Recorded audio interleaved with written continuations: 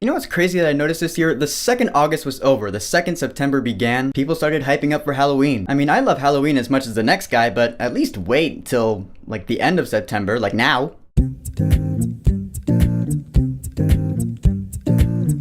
The House with a Clock in Its Walls. So The House with a Clock in Its Walls is based off a children's book I never read, revolves around a kid named Lewis, recently orphaned, so he goes to live with his uncle Jonathan, played by Jack Black, and his neighbor Florence, played by Cate Blanchett, and it turns out that this house they live in is a magic house, and Uncle Jonathan here is a warlock, and so Lewis starts to learn about magic and the story behind the house in a movie that I was interested in because it gave up that Harry Potter, Robert Zemeckis Monster House kind of vibe, which I really like. You know, I like those young kid learns magic kind of movies, if they're done well, that is. Turns out I thought this movie did it pretty well. First off, this movie's got a pretty good cast. I mean, the kid was fine. One thing I appreciated is that he didn't overdo it. Well, he did in a couple scenes, but he was never bad. Like, he was never a bad kid actor like in A Wrinkle in Time. There were some points where, like, something he did would make me chuckle, like, alright, you're overcooking it a bit. But all in all, his performance was pretty good. But Jack Black and Cate Blanchett, I gotta say, they make this movie. They're really good. I love them in this movie. I mean, they were both pretty much typecast, but they fit in these roles. What can I say? Like, Jack Black's character, when he was being serious about something, I completely bought it. Like, there were some points, you know, where the kid was kind of getting carried away with the magic because that's what a kid would do. And Jack Black's character had to really sit down and be like, look, kid, this is how it is. He was like a mixture of his character from School of Rock and his character from Goosebumps,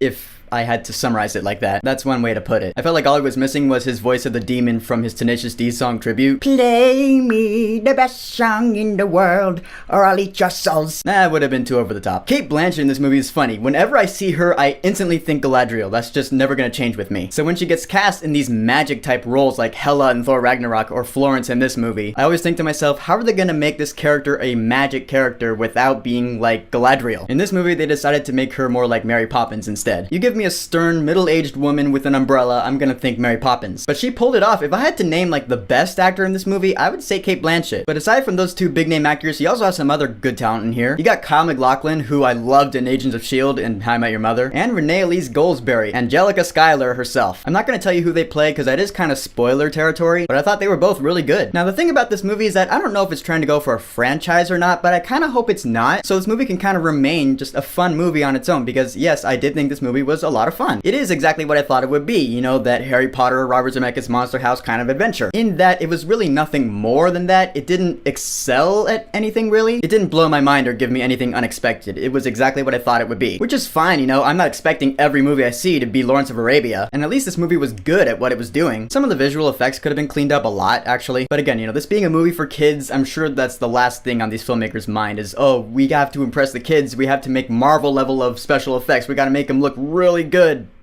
I can forgive bad special effects if the story is good, and I thought the story was good. The story was good because I liked the characters. They each had their own backstories. You see where each of them are coming from. Cate Blanchett's character, Jack Black's character, the kid. This movie takes the time to explain where each of those characters are coming from, and I really appreciate that. You'd be surprised how many kids movies don't do that. Or let me rephrase that. You'd be surprised how many movies under 2 hours don't do that. Normally a live action movie that's under 2 hours, to me, will feel rushed because it's a short movie, so they gotta get their point across. This movie didn't feel like that to me. No, I felt the pacing was really good. It did slow down a couple times, but I was never out. And of course, this movie being aimed towards kids mainly, there was some humor that didn't land with me because it was too kiddish, but I'm sure that's not necessarily a bad thing. I'm sure kids are gonna crack up at those parts. I'm just saying more mature audiences probably won't. The score was written by Nathan Barr, who I'd never heard of before, and this is why I'm kind of concerned about this movie becoming a franchise or not, because I didn't really hear a main theme in the score, and if this movie wants to become a franchise, it's gonna need one. But if it doesn't, I'm totally fine with not having really a main theme here. It was really cool. It reminded me of the Haunted Mansion because there's a lot of like Wurlitzer organ in there. The Wurlitzer organ is like that big theater organ that when you hear it, you sound like you're in a cathedral or something. There's a track on the soundtrack album called The Mighty Wurlitzer. It plays during the credits of the movie. It's really cool. I liked it. So in the end, The House with a Clock in Its Walls, I thought was a fun time. I like and relate with the characters. The story was good and deeper than I thought it would be. Just the overall vibe of the movie was very like, oh, spend your day at Universal Studios. Wondrous magic. I like that kind of stuff. It's not a perfect movie. I wouldn't go out of my way to see it again, but if someone told me, hey, I haven't seen this movie yet, do you want to come with? I wouldn't say no. So for The House with a Clock in Its Walls, I will say, go see this movie while it's in theaters. So The House with a Clock in Its Walls, have you seen it? What did you think about it? Whatever you think, go ahead and leave a comment.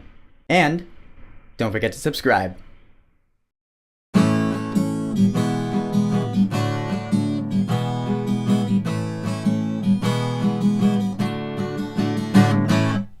And Renee Elise Goldsberry, Angela Ziegler herself. My Overwatch obsession is getting pretty bad, guys.